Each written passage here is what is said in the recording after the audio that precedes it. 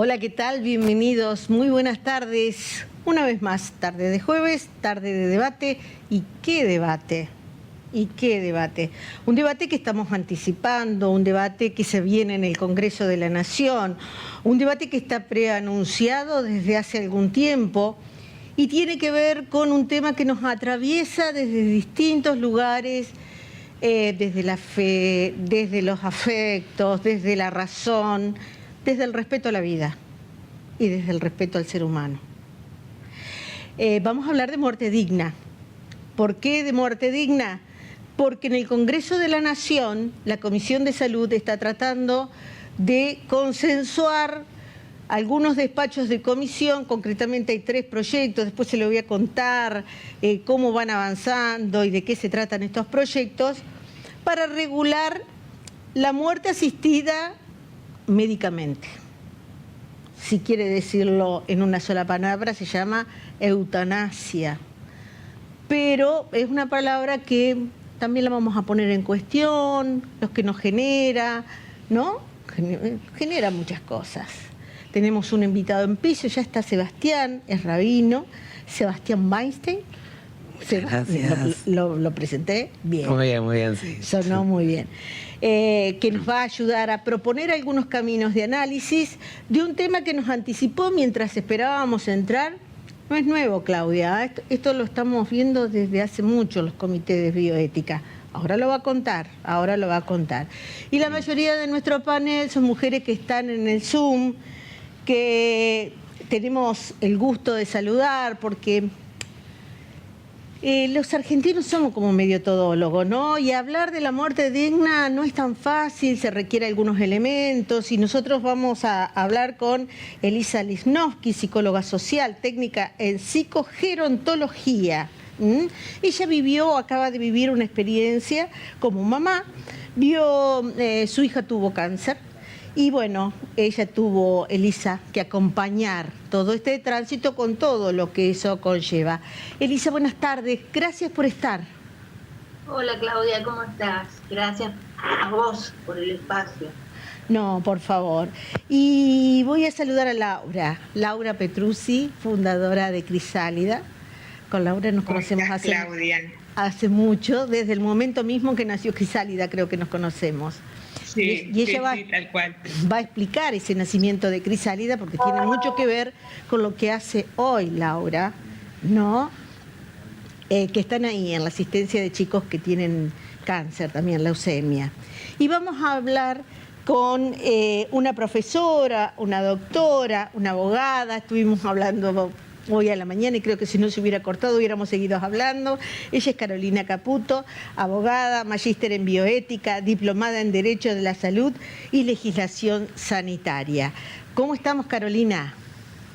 Buenas tardes Claudia, buenas tardes al resto del panel virtual y al rabino. Muchísimas gracias por la confianza en la participación. Esperemos desde mi lugar y desde la formación que una tiene en bioética hacer un aporte para la discusión y para el debate de este tema tan sensible y tan importante, ¿no? Muchas gracias. Tan sensible y tan importante, y cuando nosotros decimos asomarnos al tratamiento de la muerte asistida, no es un tema nuevo. Nos decía Sebastián Weinstein, quien integra un comité de bioética en una clínica privada de aquí, de la ciudad de Paraná. Sebastián, ¿por qué nos decías eso? Porque ya es un tema que hace años que se viene debatiendo.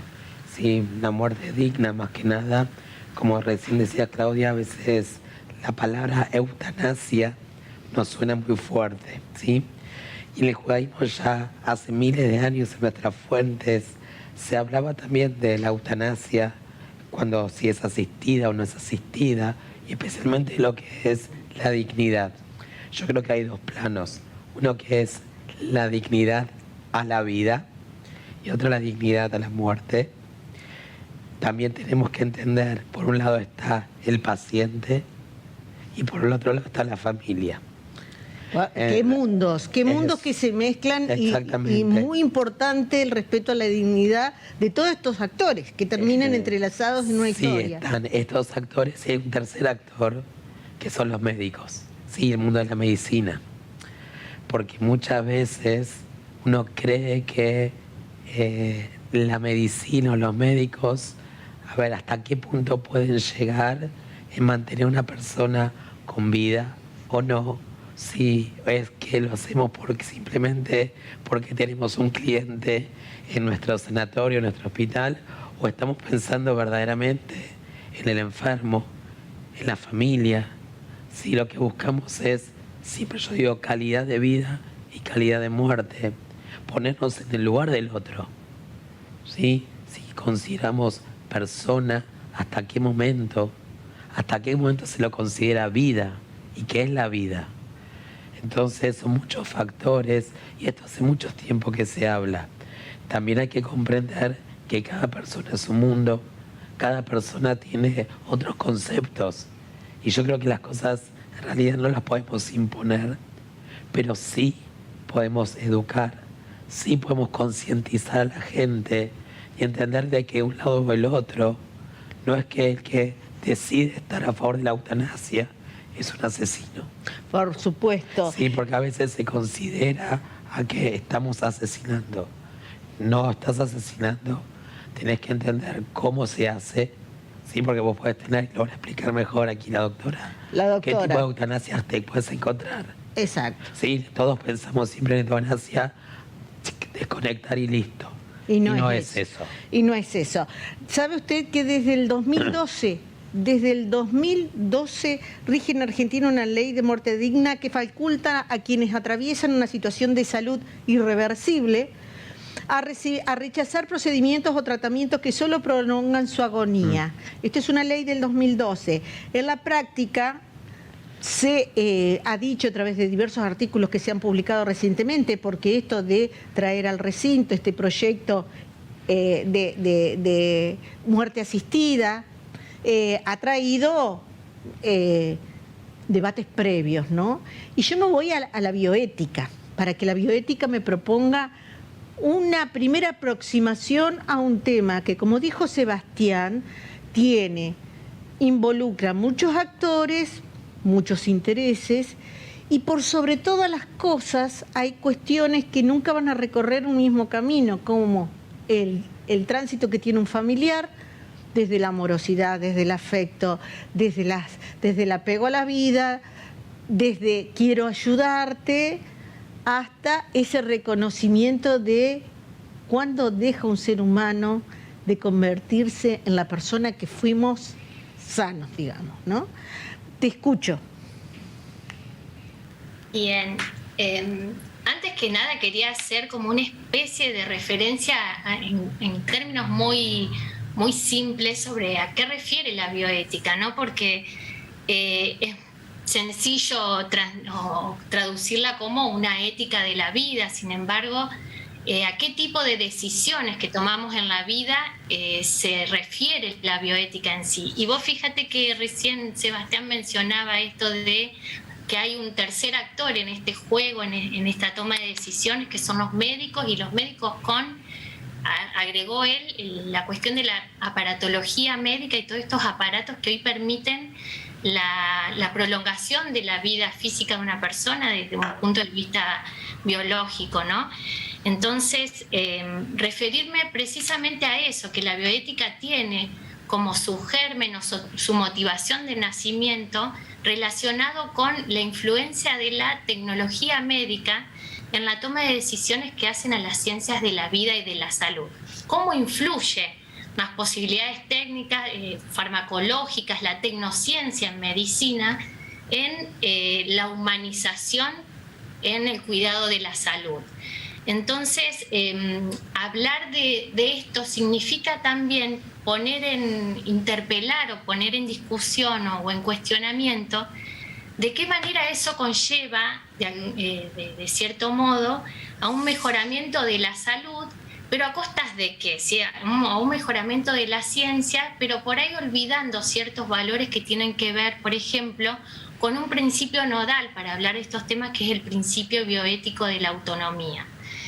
La bioética nace así como una ética aplicada, un cuestionamiento filosófico de segundo orden, que se pregunta el por qué nosotros consideramos o justificamos ciertas decisiones morales, ¿sí?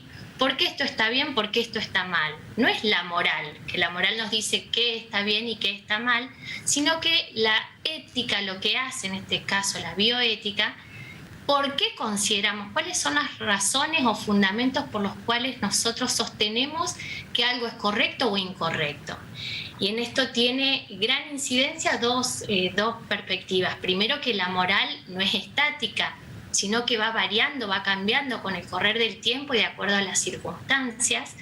En este caso, las circunstancias están muy motivadas en el nacimiento de esta especie de ética aplicada, con el surgimiento y el crecimiento exponencial de la medicina y de la tecnociencia. Y por otro lado, esto de que esta interpelación está dirigida a la toma de decisiones en salud, en materia de salud. Como notas interesantes, porque no es una ética deontológica, no es una ética profesional médica. La bioética es interdisciplinaria y ahí está el punto focal o el punto más interesante de esta nueva forma de pensar, porque en los órganos naturales que trabajan bioética, que son los comités, por ejemplo, el que integra el rabino y que integra Sebastián, fíjate vos que emergen o convergen un montón de disciplinas. El derecho, la medicina, un representante del culto católico o cualquier otro, ¿sí? Personas de la sociedad común que tienen cierta formación en bioética, y sobre ellos se tratan ciertas cuestiones, sean los comités de ética de investigación o sean los comités de ética hospitalarios, que ayudan, que aportan, en el caso de los comités de ética hospitalarios, al paciente, a la familia o a la comunidad médica a la toma de decisiones en situaciones complejas de salud, de tratamiento de salud de una persona, ¿sí? O una negativa, bueno, cómo acompañar. Carolina, esas decisiones. te pido Sí. que hagamos un alto ahí, un alto ahí, porque para que la gente absorba desde qué lugar se arrima la bioética. Hablaste de cosas muy importantes y son como muchas, que yo voy un poquito pasando en limpio. Por ejemplo, esto de la interdisciplinaridad, de estar en contacto desde quienes son asesores espirituales, vamos a ponerlo en ese lugar, en un lugar que muy, muy abierto, muy llano, para que la gente entienda, donde hay varios cultos o miradas religiosas. El religarse está vinculado a en lo que yo creo, Eso es religión, en lo que yo creo. Cualquiera sea la fe que se procese, la ciencia y seguramente todas estas cuestiones éticos y morales. Lo dejamos ahí. Ahí al lado está la bioética y después hay otros actores y protagonistas, lo que yo le tengo que preguntar. Por ejemplo, me asomo a Crisálida, porque Laura tiene una historia de vida que le ayudó desde el dolor a reinventarse a cargo de una fundación a partir del dolor de una pérdida. Y que hoy yo la puse como invitada, diríamos amiga, en el sentido de a tantos años, cómo se siente ella cuando le dicen, bueno, nos están proponiendo debatir sobre una ley que nos ayude a morir dignamente. ¿Cuál es la primera idea, el primer sentir que te surge, Laura? Primero contale a la gente que no te reconoce tu historia, brevemente tu historia de vida.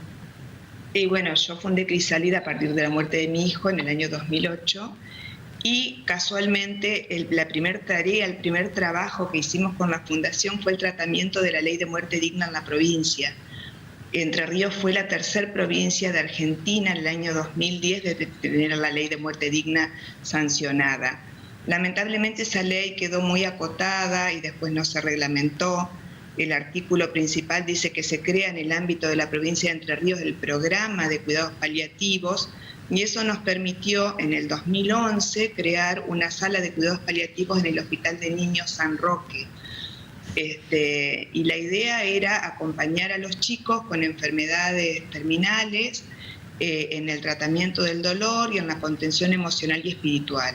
que los tratamientos no sean cruentos ni prolongar innecesariamente la vida, sino acompañar los procesos de manera natural y sin dolor.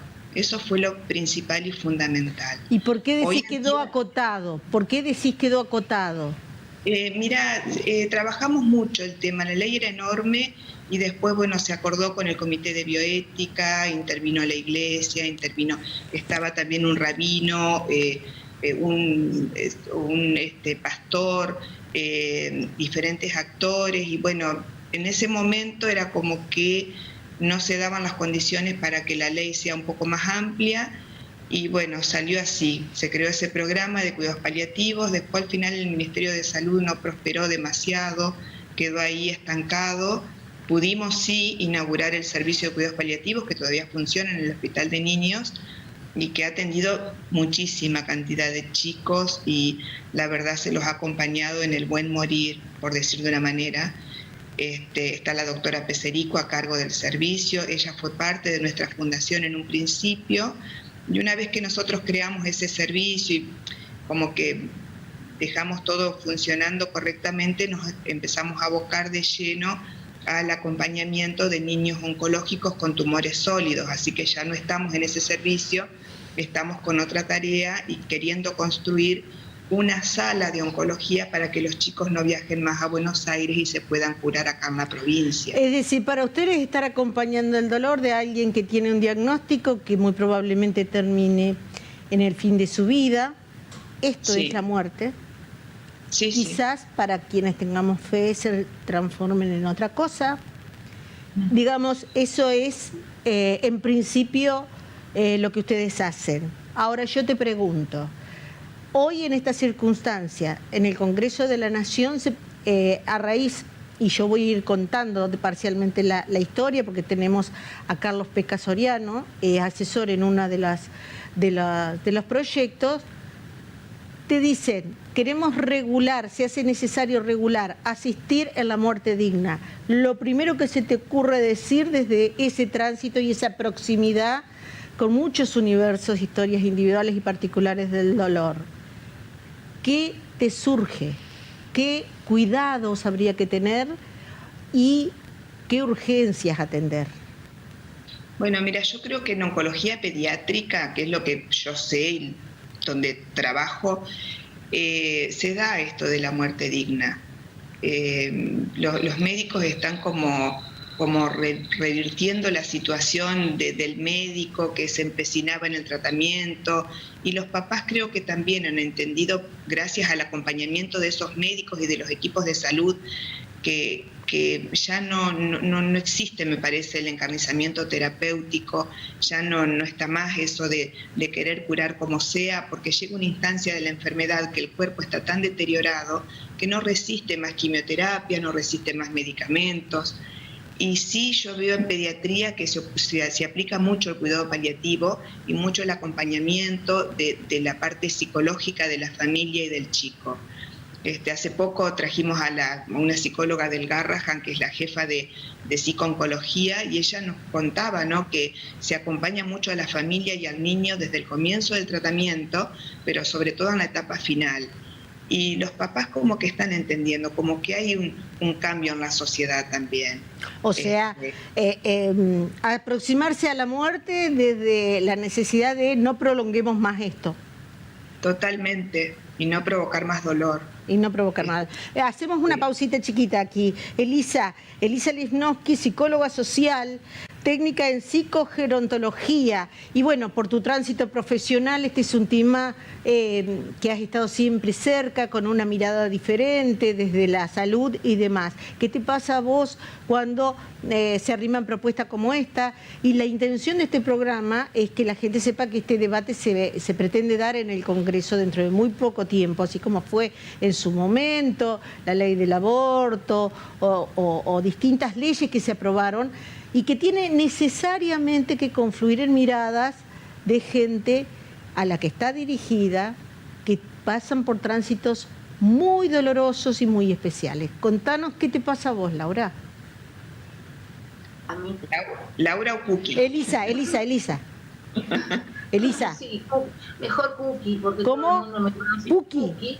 Todo el mundo me conoce como Cookie. Ajá. Así que bueno, estaba escuchando con mucha atención a quienes me acompañan hoy en el panel, sobre todo a Laura, con quien comparto, digamos, esta cosa de madre que ha perdido a su hija. Mi hija murió hace 3 años a consecuencia de un cáncer de ovarios muy agresivo. Su pronóstico desde los inicios era muy desfavorable, se hablaba de 2 años de sobrevida, pero bueno, su voluntad inmensa de vivir, su fortaleza física y emocional también, hizo que, bueno, que viviera 5 años.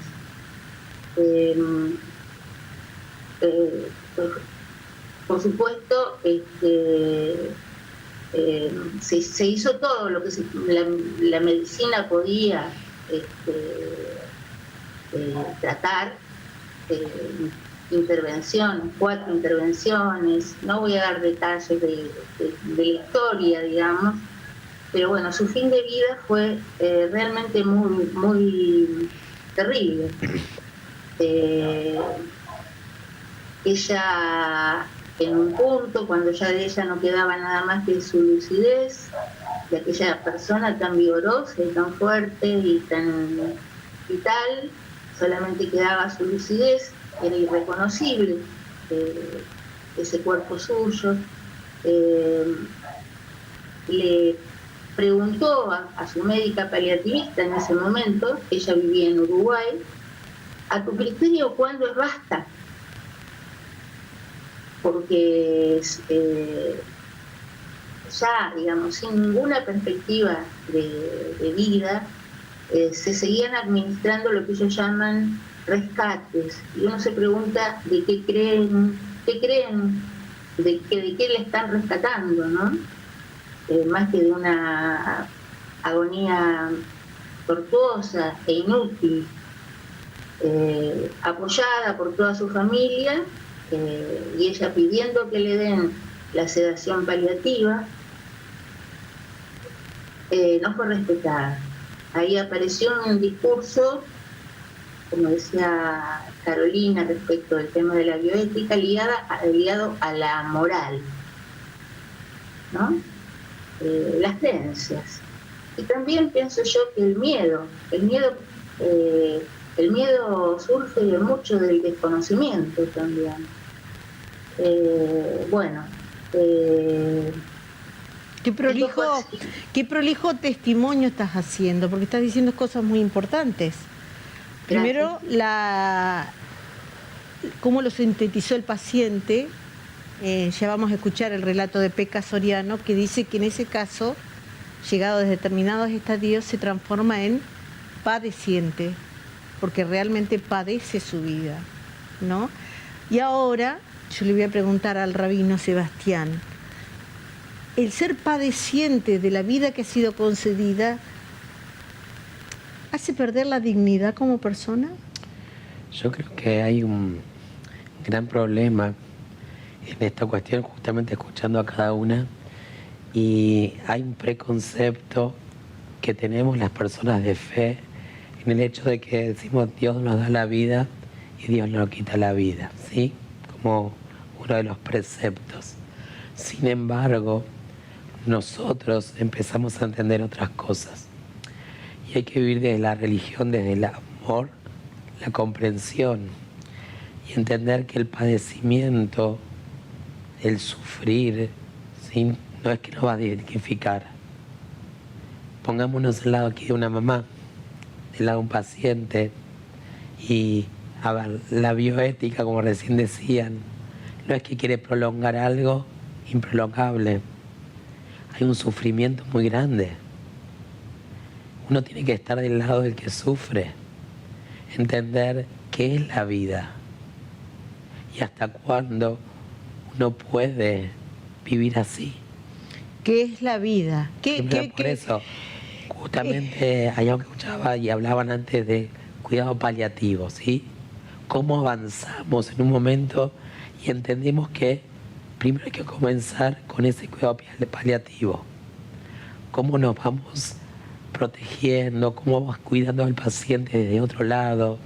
A ver, a veces vemos las terapias y vos podés entrar una vez en el día, no estás en contacto y lo que vos querés ahí es el contacto. Ya sabés lo cual es el final, ¿sí? ¿Por qué prolongar algo que no tiene sentido? Si lo tiene, lucha hasta el final. Sé que hay padres que van a querer a toda costa y hay cosas que son irreversibles. A lo irreversible no podemos hacerle nada.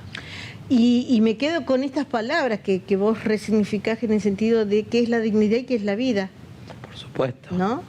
Porque las personas cuando entran a transitar por episodios tan dolorosos, dejan en el camino todas estas cuestiones.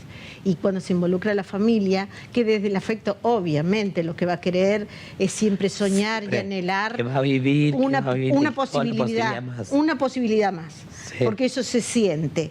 Y yo me voy nuevamente, ¿no? Cuando quiero tratar de entender a Carolina Caputo desde la bioética, digo, fíjate que en esta ronda nos han quedado algunos conceptos interesantes para decirle a la gente, cuando le toque el momento de opinar sobre la eutanasia, no es que, digamos, una decisión tan fácil para un profesional de la medicina, que seguramente los profesionales desde la medicina lo primero que van a arguir es un juramento hipocrático que se pone sobre la mesa para decir nosotros estamos, para asistir al ser humano en su curación y en la preservación de la vida.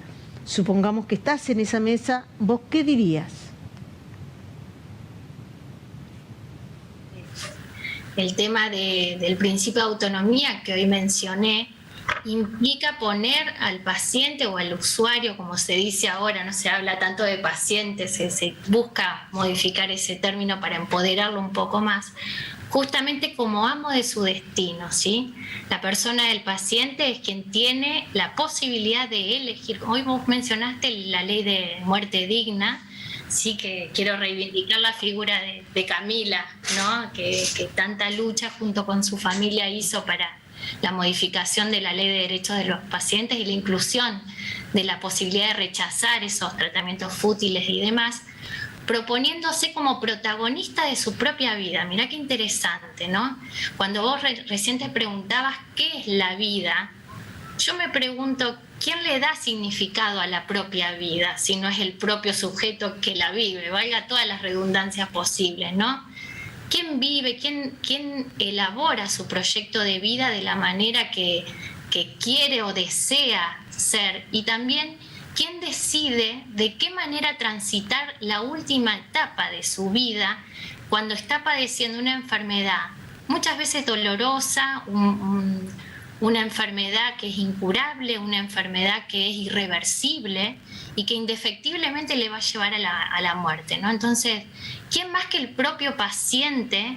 Ponernos, hoy también mencionaba el rabino Sebastián, esto de ponernos en los zapatos, en los pies del otro, esto de practicar la empatía, de humanizar nuestra medicina, nuestra práctica, nuestras políticas de cuidados en salud, para permitir a la persona, del paciente, decidir cómo quiere transitar su enfermedad y cómo quiere transitar los últimos momentos de su propia vida. Un detalle no menor. El fundamento de empezar a sumarse a una muerte asistida desde el conocimiento científico, desde la práctica de la medicina, surgió en varios legisladores desde la gestión anterior y se retomó en este periodo. Básicamente, algunos proyectos están asociados a alcanzarle un auxilio a las personas que sufren ELA, por ejemplo, que terminan sus últimos días realmente siendo muy padecientes. Y muchos de ellos piden. Recién una mamá decía que la hija le decía, ¿hasta cuándo? ¿No? ¿Hasta cuándo otra vez más, otra oportunidad? ¿Hasta cuándo? ¿Cuándo es basta? Y bueno, los pacientes que tienen ELA se les hace muy difícil. Nosotros pudimos hablar con el doctor Carlos Peca Soriano, él es especialista en emergentología, era muy amigo de Alfonso. Alfonso tenía 36 años y falleció de ELA. Y es el asesor que le ha permitido a una legisladora por el oficialismo presentar uno de los proyectos que tiene mayor consenso. Yo quiero que escuchemos estos primeros 2 minutos y medio donde él da su visión. Él escribió un libro para explicar los fundamentos de por qué morir dignamente en la Argentina significa eso que vos estás diciendo, escuchar la voz de el usuario, como se le dice ahora, el paciente, como dicen algunos, o el padeciente, como dicen quienes están en el entorno de familiares que sufren muchísimo antes de dejar esta vida en este plano, ¿no? Escuchamos a Peca Soriano, le propongo hacer una pausa, estamos aquí en vivo en Canal 11, puede comunicarse, tenemos redes sociales y después vamos a volver, ¿eh? Por favor, escuchamos al doctor Soriano, asesor en exclusiva, estuvo hablando con nosotros, estuvo acá en Paraná, y él explicó los fundamentos que acerca para que los legisladores traten este tema, morir con dignidad en la Argentina. Lo escuchamos.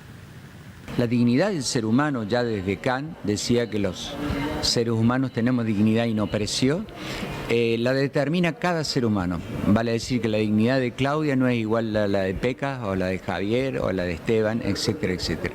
La dignidad la determina el propio ser humano. Esto que es tan fácil de decir, y todo el mundo cuando está en una clase, en cualquier universidad, todo el mundo levanta la mano y te dice el propio ser humano, en la práctica, cuando estamos en los confines de la vida, no la determina el propio ser humano. Y esto es así, ¿por qué? Porque los profesionales de la salud estamos entrenados para salvar vidas.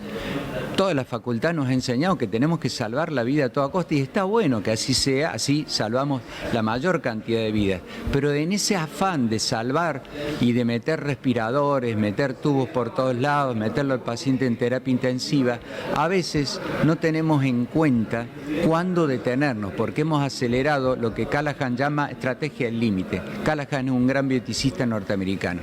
Él decía que aceleramos la Ferrari, la parafernalia de la medicina a 2000 por hora, le metemos caños por todos lados y el límite de cuándo detenernos, cuándo no hay más nada que tratar, cuándo no prolongar la agonía, pasa a ser parte del problema. Por el otro lado, los familiares que están abrumados, están compungidos, atropellados por la misma enfermedad, o el paciente mismo, que es un infirmo, o sea, un falto de firmeza, no tiene la necesaria tranquilidad para reflexionar bioéticamente y críticamente sobre algo que debió haber reflexionado antes. La bioética está vista desde la filosofía, desde la antropología, desde la medicina, desde el trabajo social, desde la enfermería, etcétera, etcétera. Por lo tanto, nos hace reflexionar transdisciplinariamente acerca de cuestiones que habitualmente el médico, como está formado en una medicina digamos, más científica, más positivista, con un pensamiento de que sí o sí hay que salvar vidas, no está acostumbrado a ponerse en el lugar del otro con una situación empática, como nos habla la bioética, y de ese consentimiento informado que creemos que es el papel que firmamos, y no es el papel, es consentir, vale decir, la decisión tomada conjuntamente con el paciente sobre cuáles son los beneficios, las ventajas y desventajas que me brindaría o no un tratamiento.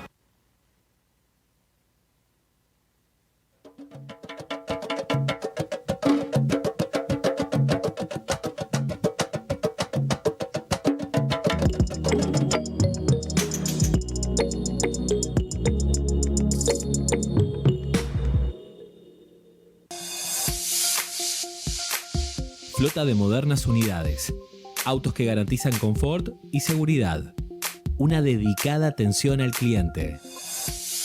Centro Remis, todo lo que está bien para un buen viaje. Hoy les voy a presentar lo último en biotecnología para embellecer su rostro. Rejuvenecemos la piel con ácido hialurónico, nanobotox y los famosos hilos tensores líquidos. Te invito a conocer este tratamiento de última generación. Hola, soy Juana Ábalos, presidenta del Centro Provincial de Jubilados ATE. Estamos solicitando que se nos adelante el aumento pactado. La emergencia es hoy. Los trabajadores activos y los jubilados lo necesitamos. Un día te das cuenta, tu pelo está seco, largo y necesita un buen corte. Pensaste en nutrición, corte, color, cambio de look. O entonces que tuviste una inspiración. Descubriste el Salón de Peluquería Roux de Rosana Massa en 25 de mayo 621. Tu pelo lo merece. Salón de Peluquería Roux. Somos esenciales, porque como profesionales de la salud estamos comprometidos en tu atención y cuidado. En cada barrio, en cada institución pública o privada, hay un farmacéutico para asesorarte. Las 24 horas, cerca tuyo. Esenciales. Esenciales para preparar fórmulas magistrales según la necesidad de cada paciente. Esenciales para asesorarte en el uso adecuado del medicamento. Esenciales. Esenciales para cuidarte. Esenciales para cuidarnos. Esenciales. Que nos cuidemos entre todos.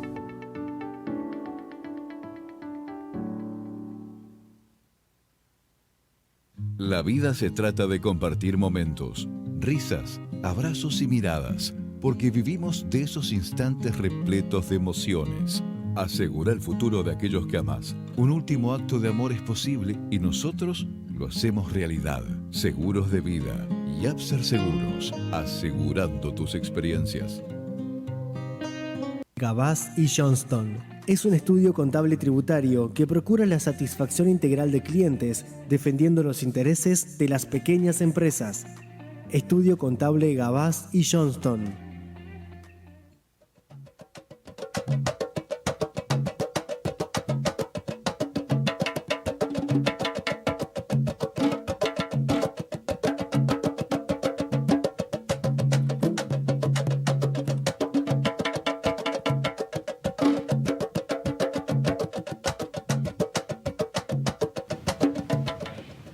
Y yo, como siempre, agradeciendo a la gran cantidad de gente que nos ayuda y que está detrás de cámara y que nos ayuda a poner este programa, los auspiciantes. Si quieres un buen consejo para tu pelo, para lucir un pelo sano, cuidado, hermoso, Peluquería Roux. Calle 25 de Mayo, casi Pascual Palma. Rosana Patricia Massa, te puedo asegurar que te cuida el pelo como ninguno. Gracias Roxana por estar siempre presente una vez más y gracias a todos los que multiplican el mensaje de este programa, por ejemplo las redes sociales. Sabe que usted puede participar y mandarnos su mensaje a través de las redes sociales. Está el equipo de marketing de Vanessa Gali manejando nuestro Facebook, @debatecanal11, el Instagram, @debatecanal11. Nuestras redes sociales en las mejores manos, el equipo de marketing digital de Vanessa Gali. Están llegando mensajes y mucho. Esto es un tema que se va a volver muy controversial porque de hecho estas últimas semanas, más allá de la cantidad de proyectos que hay, digo, el de la diputada Esteves por el oficialismo que tiene el apoyo, el asesoramiento del doctor Peca Soriano, es uno de ellos. Y bueno, el tema es difícil porque nos atraviesa desde distintos lugares, por eso hemos decidido sumar una participante más y tiene que ver con Viviana Billitzer, que está desde Buenos Aires, es psicóloga, es presidenta de la organización El Faro, asociación civil, acompaña a personas y a su entorno en el tramo final de la vida.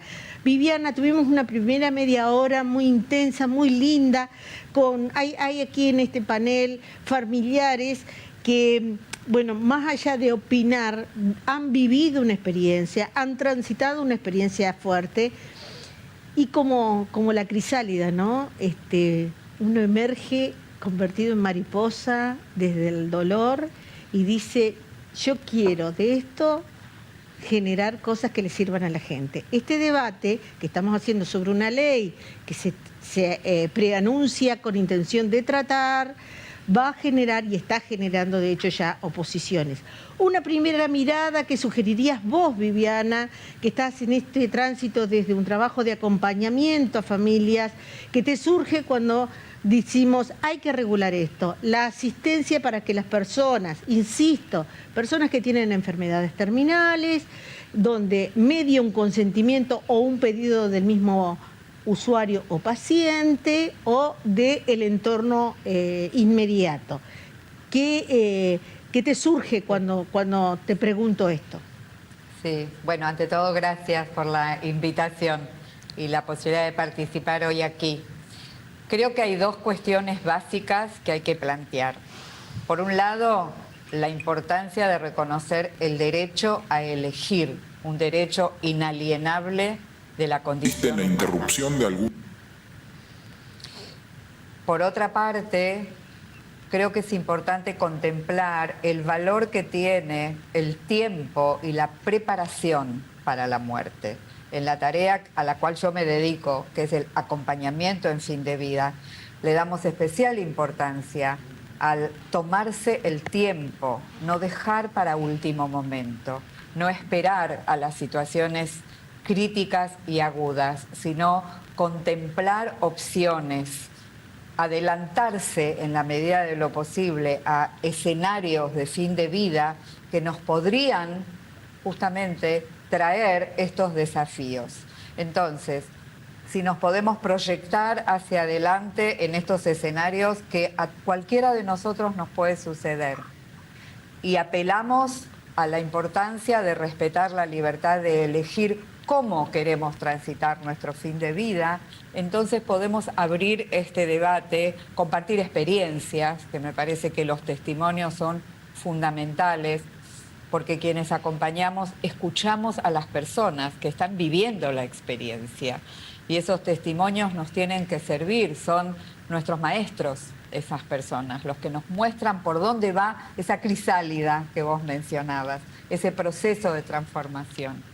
Creo que esos son dos puntos básicos. Después habrá otras consideraciones a tener en cuenta. Pero el encuentro entre la libertad de elegir y la preparación para el final de la vida son la base para este debate. La libertad, el respeto a la libertad. Y vuelvo a Sebastián, ¿no? El respeto a la libertad de elegir. Y digo, uno lo dice así en un medio y esto qué problema podría acarrear cuando un legislador no puede sobreponer a la voluntad del propio paciente en este sentido. ¿Cuáles son las otras trabas que no se ven para facilitar estos debates, para sincerar los discursos? Vos hoy, cuando posicionaste el tema, lo hiciste muy bien. Hay intereses.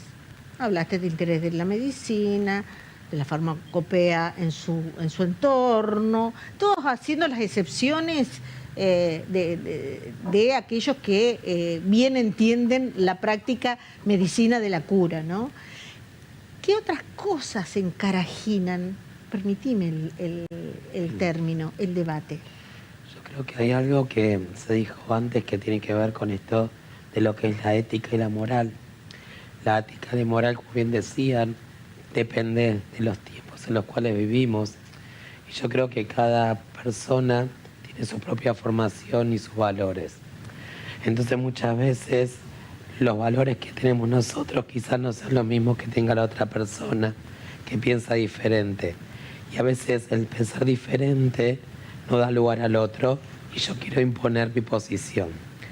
Por otro lado, hay mucho en la medicina, como bien decíamos, que se encara en que la medicina, el paciente es un número, es plata, dinero, nos olvidamos detrás lo que hay. Entonces el día que empezamos a entender que no es ni un número, es una persona y que esa persona tiene ese derecho a elegir y como bien decían recién, cómo nos preparamos de antemano, cómo yo puedo elegir qué quiero de mi vida. Pero también lo tenemos que hablar en familia, porque a veces llega el momento yo no tengo la capacidad como paciente de discernir, por lo cual no puedo opinar de lo que quiero en mi vida. El día que nosotros escuchemos al otro o a aquel que va a levantar la mano para votar, claro, se pone en ese lugar de la apatía, lo ve de otro lado, va a tener que aceptar que va a haber una decisión. Y yo igualmente tengo una cuestión, no significa que si la ley se aprueba sí o no, bien, uno tenga que decir todo va a ser así. Me gustaría que me digas tu nombre. Hay un mensajito, porque esto se trata de acercarnos con mucho respeto. Y yo se lo dije a todos los panelistas que convoqué hoy, la dignidad de la persona, por sobre todas las cosas, una dignidad que entre otras cosas conlleva lo que decía Viviana, el respeto a la decisión propia, ¿no? Cuando yo ya soy consciente de que la medicina no tiene más respuesta. Son insensatos, juegan a ser Dios. A ver, los médicos justamente hoy por hoy están tratando de revertir esto y ser más humanos. Y justamente en el comité de bioética en el cual integro, es uno de los temas que muchas veces hablamos y uno cree que el médico no quiere muchas veces jugar a ser Dios. Y siempre fue el discurso que yo tenía con ellos. Mi papá también fue médico. Y a ver, y creo que hoy por hoy hay muchos médicos que no quieren jugar a ser Dios. No quieren. Y el médico también sufre mucho al lado. Por eso se crean estos comités de bioética donde integramos distintas personas, porque a veces los médicos no saben cómo actuar. Y la idea no es jugar a ser Dios. Nadie quiere ser Dios y nadie quiere tampoco estar del otro lado. Y cuando tomamos conciencia, cuando nos pasa a nosotros. ¿Qué dice la bioética? ¿Se juega a ser Dios cuando uno trata de legislar para acercar?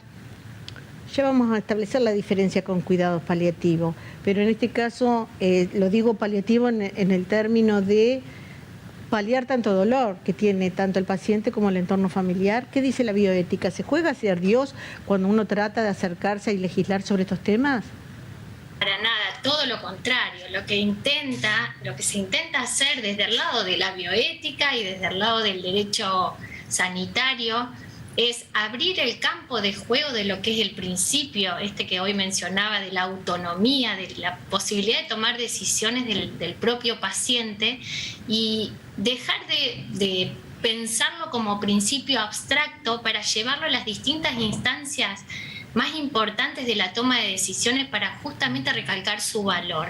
Fíjate que tenemos un país con tanta legislación y tanta legislación tan bella, digo, y tan bien pensada en muchas veces y tan difícil de poner en práctica, que hoy me imaginaba esto de cuando mencionaron recién a la familia. Las leyes son claritas. Me refiero también al caso, si hacemos un paralelo con la ley Justina, que fue la última ley de trasplante, ¿sí? El problema es que la situación del donante presunto existía con anterioridad.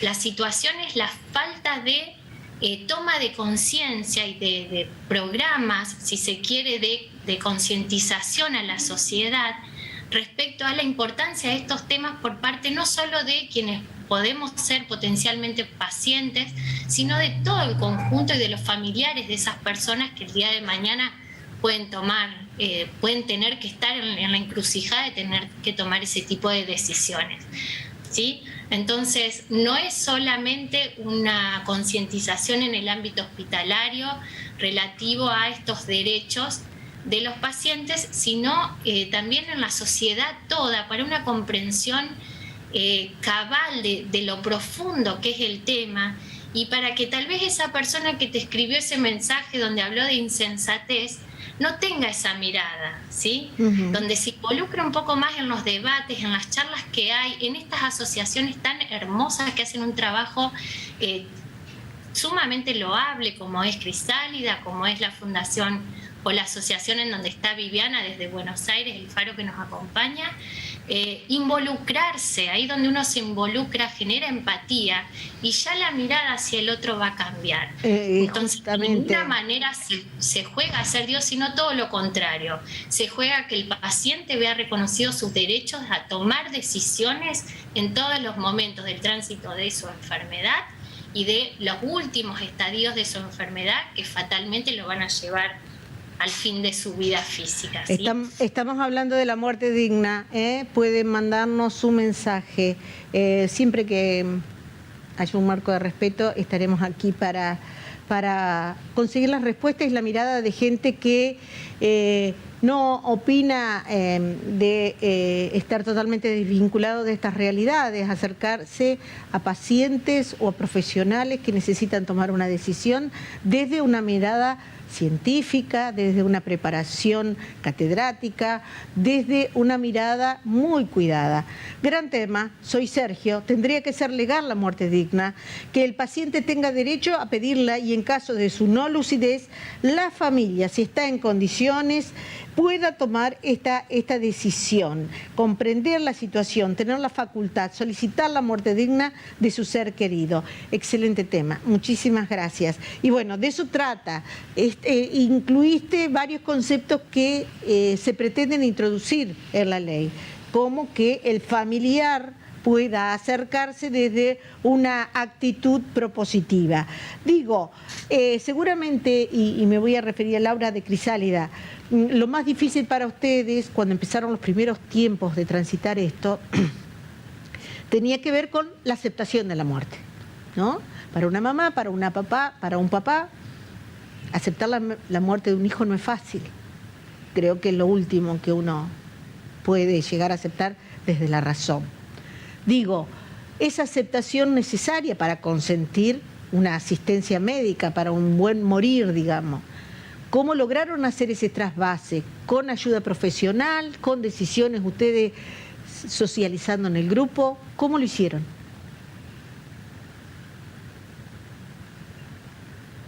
Tenés el micrófono cerrado, Laura. No te estamos escuchando, Laura. No te estamos escuchando. Estás muteada. A ver ahí, ahora sí. Ahí estamos. Listo, bueno. Como te decía hoy, hay como un cambio en la medicina y en los médicos y en los equipos médicos que acompañan a los pacientes y a las familias. Se usa mucho ahora.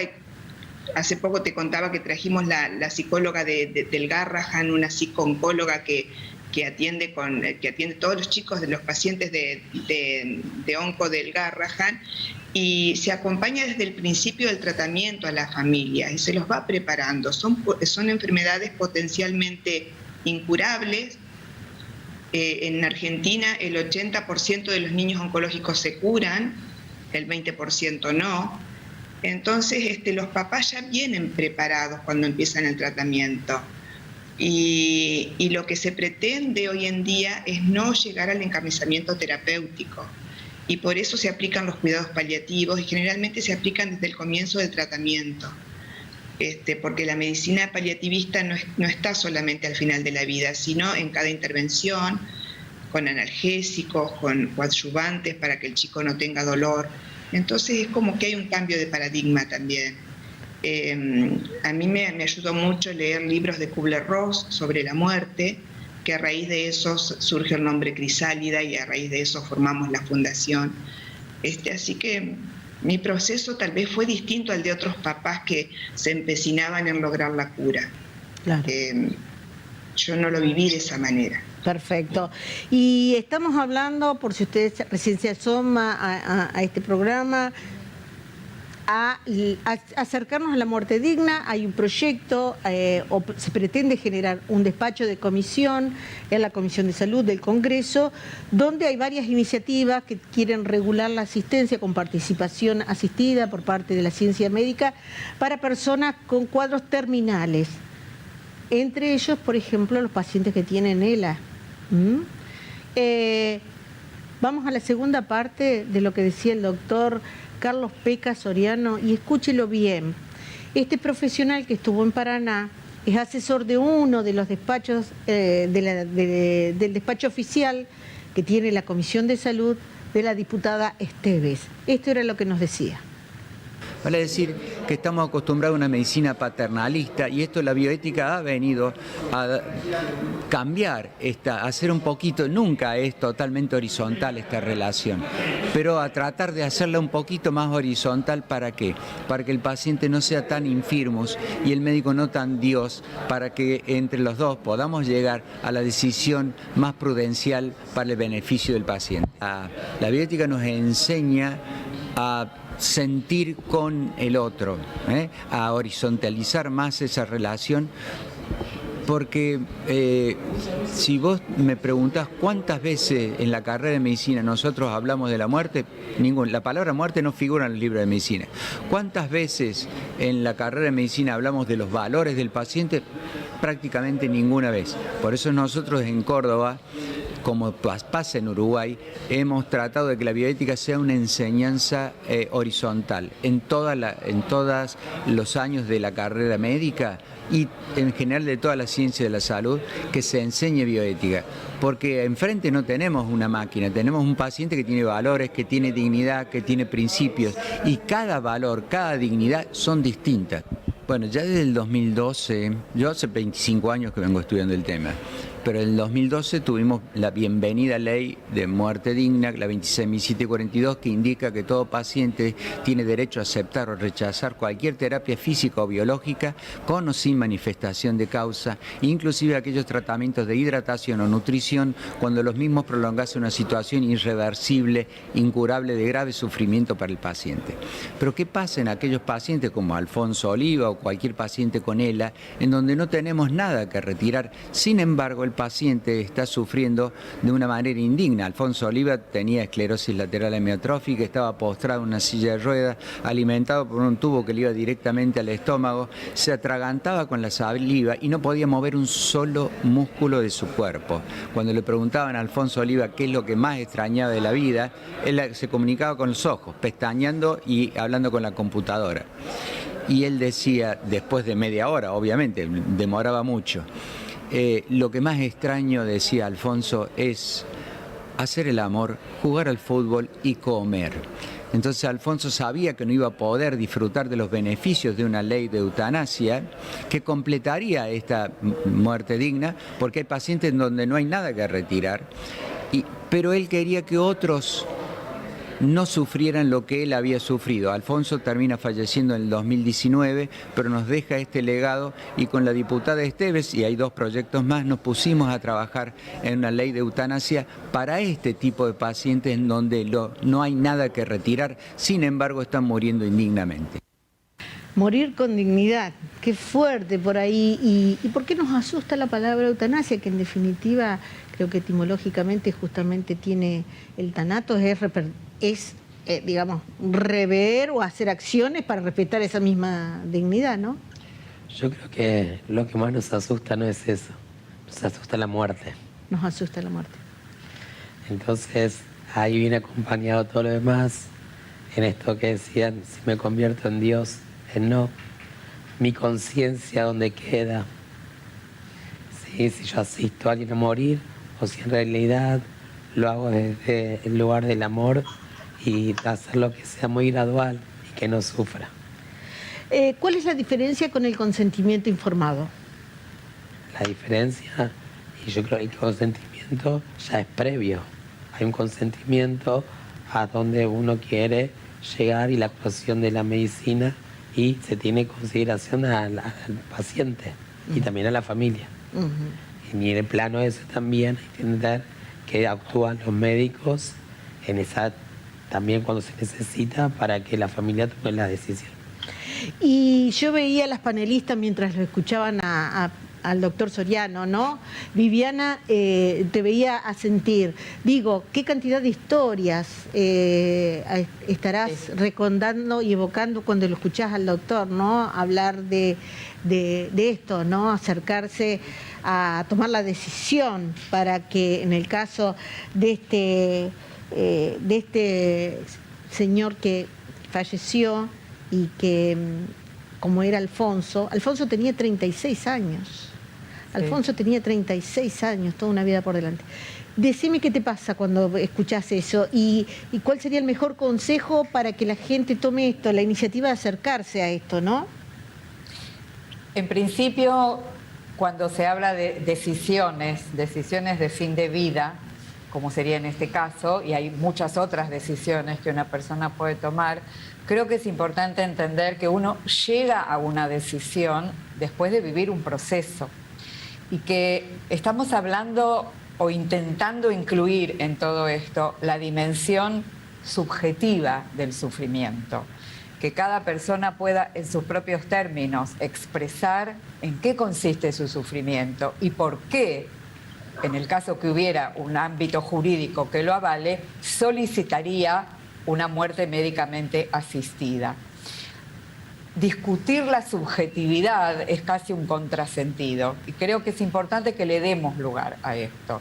Por otra parte, como se mencionó antes, nuestra cultura es una cultura a la cual le cuesta mucho incorporar a la muerte como parte de la vida, la excluimos y por lo tanto no destinamos tiempo a lo largo de la vida a pensar, a compartir con otros, a comunicar con otros nuestros deseos, nuestros temores, nuestra cosmovisión en relación a esto. Entonces siempre parece que la muerte nos toma por sorpresa. Y si bien es cierto que en alguna circunstancia hay una cuota de sorpresa, en la mayoría de los casos no es así. Sí, pero la dejamos para el momento final o ni siquiera la negamos, entonces no vivimos el proceso que nos lleva a tomar una decisión. Tal cual. Me parece un tabú hablar de la muerte, parece un tabú hablar de querer morir, de necesitar morir. Un tabú es que tenemos que empezar a desarmar. A desarmar y sobre todo generar el mejor instrumento legal. Gracias a todas y a todos los que participaron, un debate muy difícil porque trata temas profundos, sensibles. Realmente aplaudo este tipo de debate, tener contenidos para debatir, a la conducción muy específico y concreto. Me alegra que tengamos programas con contenido fuerte. Abrazo, a seguir adelante, Augusto de Oro Verde. Gracias, Augusto, muy halagüeña tus palabras. Gracias porque lo hicieron posible estos panelistas. Acercarnos a un debate que vendrá. ¿Está Carolina por allí? Buenas tardes, aquí estamos. Estoy. Perdón. Está la otra Carolina. La otra Carolina, tu tocaya. Exactamente. Bueno, estaba escuchando el debate con mucha atención, ¿no? ¿Y qué tema?